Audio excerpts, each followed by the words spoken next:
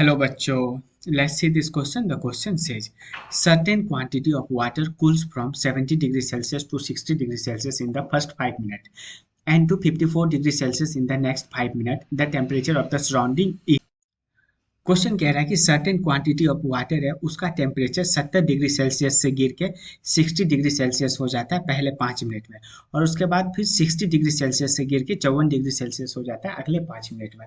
तो सराउंडिंग का टेम्परेचर क्या है? तो अगर गिवन चीज लिखे तो 60 डिग्री सेल्सियस से 70 डिग्री सेल्सियस से ये 60 डिग्री सेल्सियस कितने देर में हो जा रहा है? 5 मिनट में, ठीक है।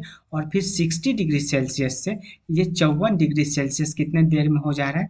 अगले 5 मिनट में, ठीक है।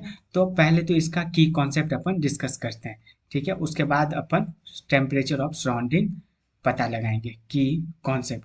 तो जो इसका की कॉन्सेप्ट है वो बेसिकली एक फॉर्मूला है और वो फॉर्मूला होता है θ2 minus θ1 upon t is equal to minus k θ1 plus θ2 upon 2 minus T S.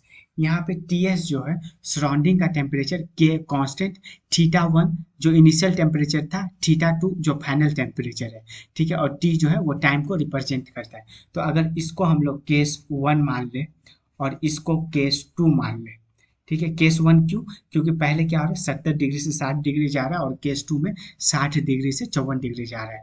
तो केस 1 अगर हम इसको माने, केस 1, तो केस 1 अगर उसको मानते हैं केस फर्स्ट, तो अपने पास क्या है केस फर्स्ट में? देखो केस फर्स्ट वाले में इस फॉर्मूले पे वैल्यू पुट करते हैं। तो θ2 कितना आ रहा है? 60 डिग्री। θ1 कितना है? 70 डिग्री। तो 60 डिग्री में से 70 डिग्री घटाएंगे तो -10 डिग्री। तो -10 डिग्री अपॉन टाइम, मतलब टाइम कितना है? 5, तो -2 डिग्री हो गया। तो यहाँ से आ गया ये कितना? -2 डिग्री। तो ये देखो केस फर्स्ट में अपन कैलकुलेट कर रहे हैं -2 इज इक्वल टू माइनस के। अब देखो θ1 प्लस θ2, तो θ1 इतना था, θ2 इतना है, तो ये आ गया। इसका एवरेज लिए तो 65 माइनस टेम्परेचर ऑफ सराउंडिंग, ठीक है। केस 2 के अंदर क्या आएगा? केस 2 में क्या था? 60 से 54 जा रहा था, ठीक है। तो 54 में से 60 घटाए तो ये कितना आ गया? 54 में से 60 घटाए तो -6 upon 5 is equal to minus k. और दोनों का जब अपन दोनों का एवरेज लिए तो ये आ गया कितना? 57 माइनस टेम्परेचर ऑफ सराउंडिंग, ठीक है। तो अपन क्या किए? 2 को 1 से डिवाइड कर दिए, ठीक है। इसको इक्वेशन 1 मान लो, इसको इक्वेशन क्या मान लो? 2 मान लो। उसके बाद एक चीज और, ये माइनस कट गया, ये माइनस कट गया, ठीक है। तो जैसे ही अपन 2 को 1 से डिवाइड किए, 2 को 1 से डिवाइड किए तो क्या आ गया? 6/5 into 2 is equal to 57 minus surrounding का टेम्परेचर अपॉन 65 माइनस सराउंडिंग का टेम्परेचर। तो ये आ गया 3, ठीक है। तो इसको इस साइड भेज दिए तो ये आ गया 3 इंटू 65 माइनस सराउंडिंग का temperature is equal to 57 minus surrounding का टेम्परेचर इंटू 5। तो जब पीछे वाले पेज में क्या लिखे थे? पीछे वाले पेज में लिखते थे 65 minus T S is equal to 5 times of 57 minus T S.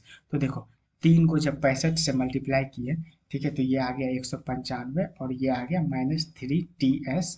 और इसको जब 5 को 57 से मल्टीप्लाई किए तो ये आ गया 285 -5 ts, ठीक है। तो देखो 5 ts को इधर ला दिए तो ये आ गया कितना? 2 times of surrounding of temperature. और जब 285 में से 195 को घटाए तो ये कितना आ गया? 90 के बराबर। तो टीएस निकालने के लिए, टीएस क्या था? सराउंडिंग का टेम्परेचर, 90/2 कर दिए तो 45 डिग्री। तो मतलब जो सराउंडिंग का टेम्परेचर निकल के आया वो कितना आ गया? 45 डिग्री सेल्सियस। तो सराउंडिंग का टेम्परेचर कितना निकल के आया था? 45 डिग्री। तो hence option number A is the right answer. Hope you understood it well. Best of luck.